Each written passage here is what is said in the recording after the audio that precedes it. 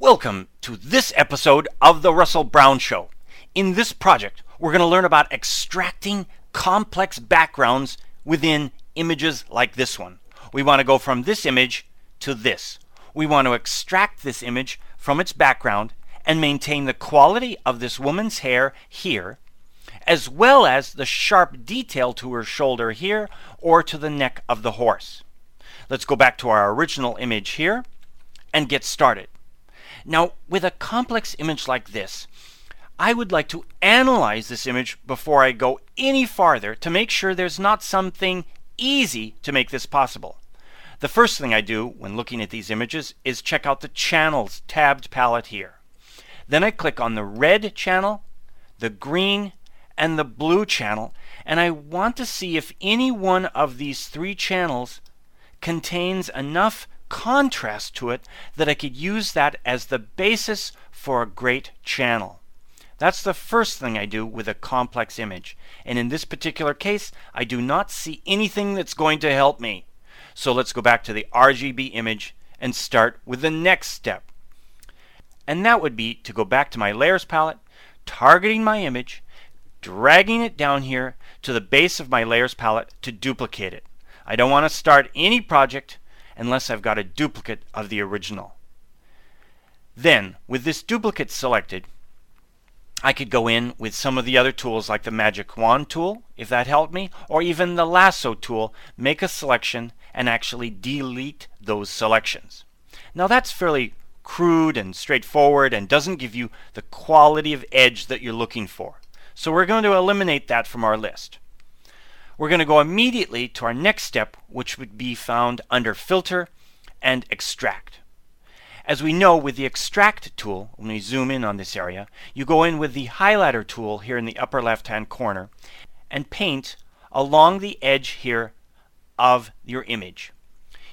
You paint along this area and you want to change the width of this line based upon the type of transition that you're working with. You can do this automatically by using Smart Highlighting that I've selected over here. Now this takes time, and when you've drawn and painted this edge, it's not recorded or saved for you. It's a one try, and then you have to do it all over again. So I'm not going to do that here. I'm going to cancel this. So what I'm going to do is create a really refined path around my subjects, but I'm going to use tools found in Photoshop to do that. Let's get started. Moving back over here to the layers palette, I'm going to move my background copy up above my blue sky here. This is my layer that I want to transition my images into. I want to silhouette them against this background. Turning back on my background copy and selecting it just like this. Now, as I said, we're going to create a selection around this image, and we're going to use the tools found in Photoshop. The best tool for this is the pen tool. The pen tool can give us a really nice, accurate path all the way around our image. I'm going to go over here to the Paths palette, target it here, and show you that I've drawn a path all the way around my subject here. If I zoom back out, you can see how I've drawn this path.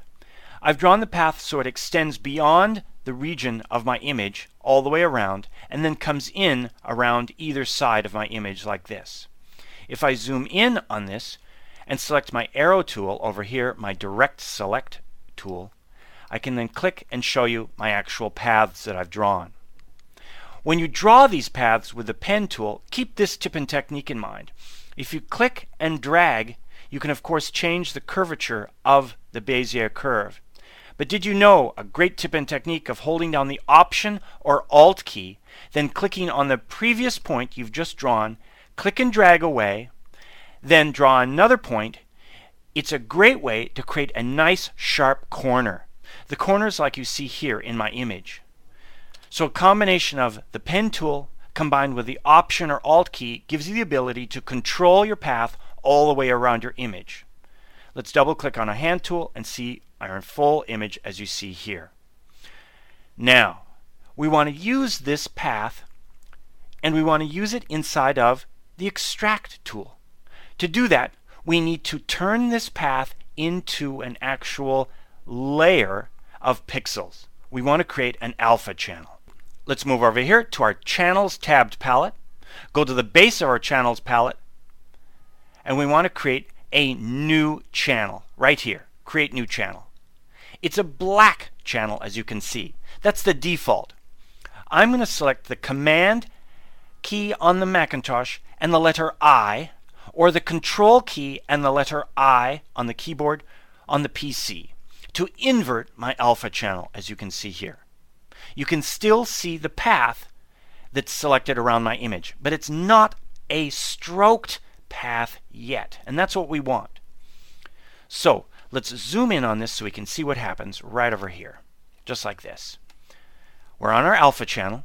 We have a path selected that we can see, and we want to stroke this with, in this case, a paintbrush. I've selected the paintbrush here from my tool palette. I cast my eyes up here to the options bar, and I notice my brush size is set to a diameter of 4 pixels, and my hardness is about 96. Clicking outside that region, we can dismiss that dialog, and we can make sure that our mode is normal, and our opacity is 100%, and our flow is 100%. And I also make sure that I have black as my foreground color, as you see here in my tool palette. Okay, we're ready. The easiest way to stroke a path with any of my tools, my painting tools, is by selecting the Enter key. As you see now, I'm going to select my Enter key, and it has stroked the path with a 4-pixel brush all the way around the edge. The other way to do this, I'm going to select the Command Z or Control Z to undo that, is to go over to the base of the Paths palette here, and I can select Stroke Path with Brush. Clicking that will do the exact same thing as hitting the Enter key. So you choose which one you like. I like the Enter key. It works really well. Now, back here to the Paths palette, I'm going to deselect the paths by clicking away from them, and it's no longer highlighted with blue. So all I see now is my path. Check out that edge of that path. It's nice and soft, a little bit of anti-aliasing. We achieved that, of course, by setting our hardness to about 96. Double clicking on my hand tool to see our entire image. Okay, now back to our Channels palette. We have a really great alpha channel 1, that we can use with the Extract tool. All the drawing of the edge has been done for us by creating this alpha channel. Let's give this a try. Go back to our RGB image here by clicking here in the Channels palette, over to Layers, and make sure our background copy is selected. That's the one we're going to extract. Let's bring this up in size so we can see what's happening. Then let's go over here to Filter and Extract. Everything's ready. Do we have to go in with the highlighter tool? No, because we've drawn that with the pen tool, and we created a path and turned it into an alpha channel. So cast your eyes over here to Extraction over here, and we want to select Alpha 1 here. You didn't see that really clearly, so I'm going to zoom in on it here. It has loaded this green path around the image, the path we drew and put into our alpha channel 1.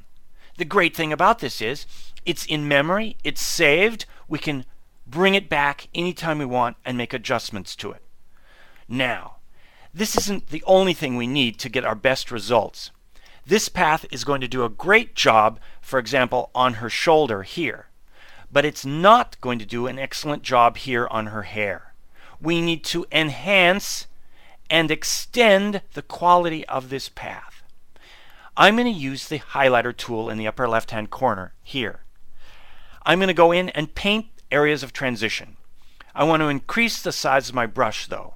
I'm going to use the quick keyboard shortcut of the close bracket to increase the size of my brush at any time, or the open bracket to decrease the size. That looks pretty good.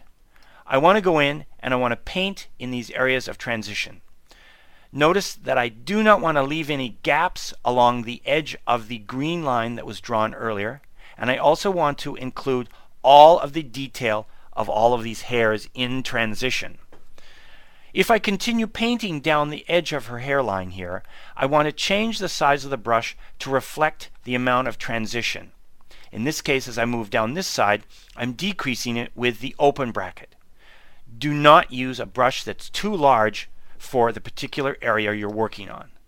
Again, down here, I want to paint down in these areas, making sure I get every one of these little highlights, these hairs, as it transitions into the green background. And I'm going down along this edge and painting all this detail down here. Do I even want this one? Yes, let's extend it out there. Make sure every little tip has been painted here, and that looks pretty good. We might also want to go in over here and get some of the mane on this horse as I move up the edge. Again, I'm using a brush size that's not too large, not too small, and can take in these edges. Areas of transition. Don't go too far into the head here of the horse. I'm going to zoom back out and take a look at that. That looks pretty good. Here's some other areas of transition down here. Now, I may do some amazing things inside of Photoshop, but there's certain things that even I, Dr. Brown, cannot achieve. I cannot achieve an excellent extraction of these fine detailed hairs in this particular case. I had to make an artistic decision to cut some of these off. However, I can go in and add a little bit of transition here in this area to help make that seem more transparent through here. Let's have another little bit right there. Then, let's double click on our hand tool and see what we've got. It looks pretty good. We've got some nice transitions here in the hair, yet we still have the solid, nice quality to her shoulder, which was, of course, drawn with the pen tool, converted to a path, and then placed into an alpha channel. This looks great. Let's now move over here and select our fill tool here, over here on the left, and go and fill those areas inside the image that we do not want to have deleted. Then we move over here and select preview. Let's see how we did. There we have it. Let's zoom in. Check this out. Incredible. Great looking transition to the hair here, as well as an incredibly nice sharp edge to the shoulder. We've got the best of both worlds in one extraction. The combination of those pen paths and the extraction tool. Let's click OK. This looks great, but I want to make your brain explode. I want to show you a non-destructive way to create this exact same extracted background. Let's go through this. I'm going to go down here and I'm going to select my Command key on the Macintosh or my Control key on the PC, and I'm going to click on the newly extracted image, background copy in this case. What does that do? This is turning on the transparency mask for this particular image. In other words, it's selecting this invisible transparent mask which defines this image. I want to use this. Now, I turn back on my original image, I turn off my background copy, and I want to duplicate my base image one more time for this particular project.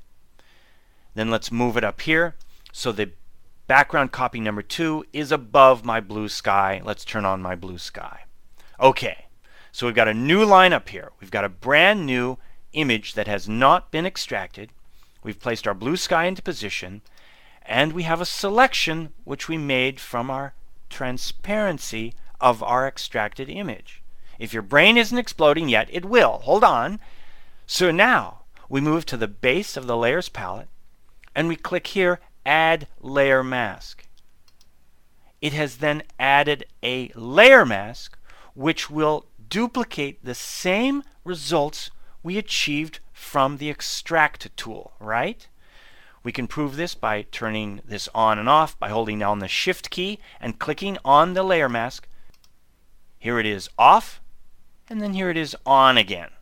Okay, that proved that the original pixels are still there hiding under the mask. Now check this out.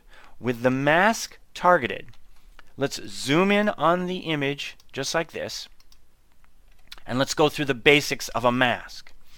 If you select the paintbrush tool and you paint with black, you will then be subtracting from the image and adding to the mask. The inverse is also true. If we switch this to having white for our foreground color and we paint, we then are extending the mask and we see more of the image behind this hairline, like that. So you can thus paint to add sections or subtract sections. Let's say, for example, I want to clean this area up here. I would paint with black, and I would go through and I would clean up areas along the edge, areas that were not defined well by the extraction. The opposite is true.